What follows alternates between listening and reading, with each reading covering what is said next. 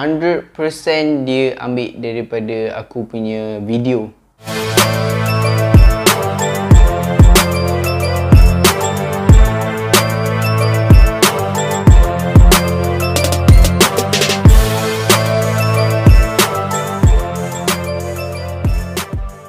What up gang, it's Memel Official. Welcome to Memel Official channel. So pada yang baru sampai dekat channel aku, nama aku Memel.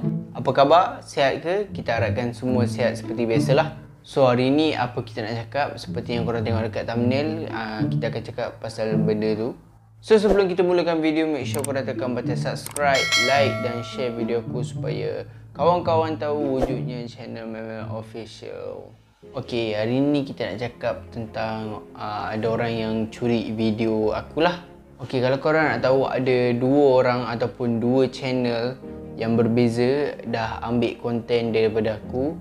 Ada yang 100% dia ambil daripada aku punya video, and ada yang dia ambil poin-poin aku dalam video and masuk dekat dia punya YouTube channel semata-mata nak dapat view.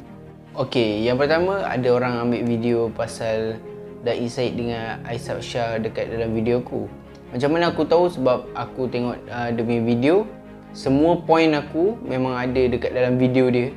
100% dia ambil daripada aku punya video and masuk dekat dia punya channel untuk dapatkan view. And the second channel, channel ni tak adalah popular sangat, tapi dia ambil video aku 100%. Video ni yang tak silap aku adalah video yang aku surprisekan mak aku yang aku dah monetize video yang lepas mungkin. So macam mana kau nak tahu? Just kau pergi dekat kau punya laptop ataupun kau punya komputer, and kau pergi buka YouTube Studio, kau tekan copyright, and kat situ dia akan tunjuk mana channel yang ambil video kau lah.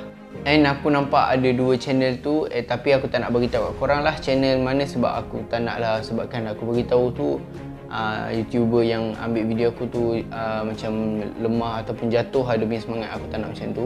So kepada dua channel ataupun dua orang tu, kalau kau nampak, kalau kau tengok video ni, aku nak kau delete balik video kau ataupun kau mention aku dekat description. Kau tak mention aku dekat description, itu yang salah tu.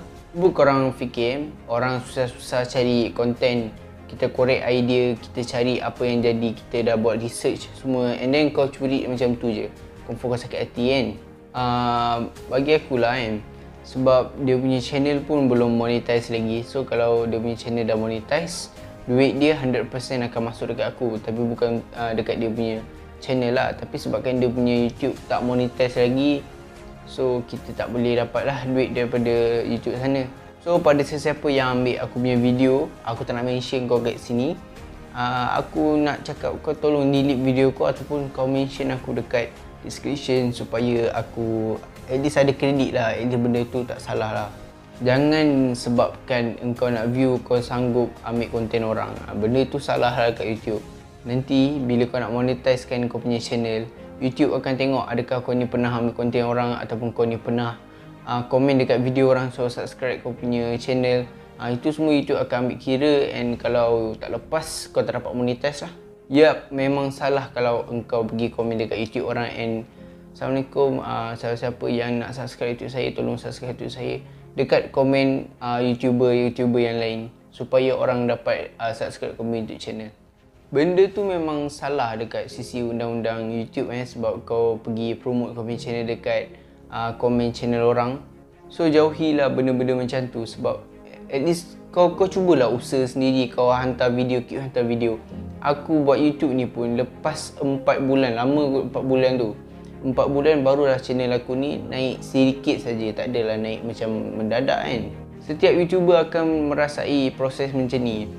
Kalau kau tanya aku lah, YouTuber yang dah berjaya pun dorang mesti masa nak mulakan YouTube, siapa-siapa pun tak kenal dorang.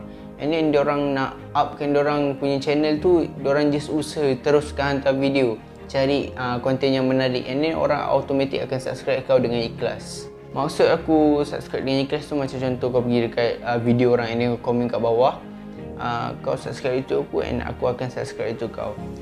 And then bila ada orang dah macam saling subscribe saling subscribe satu sama lain, aku pasti antara dua ni, salah satu mesti akan unsubscribe balik, sebab diorang macam diorang subscribe sebab dia nak kau subscribe dia je. bukan dia nak tengok video kau dengan ikhlas. And kalau kau guna cara ni, kau punya subscriber akan menurun. And then subscriber kau banyak tapi view kau 12, 10. Macam tu YouTube ambil kira. YouTube cakap kenapa dia punya subscriber banyak and view dia sikit.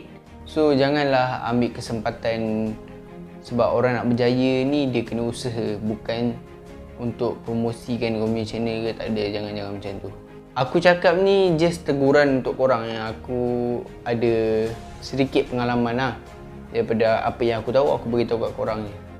Itu je lah. Sekali lagi aku nak ingatkan pada YouTuber yang ambil video aku tu, tolong delete ataupun mention aku dekat description. Kalau kau tak mention aku, kira kau salah lah.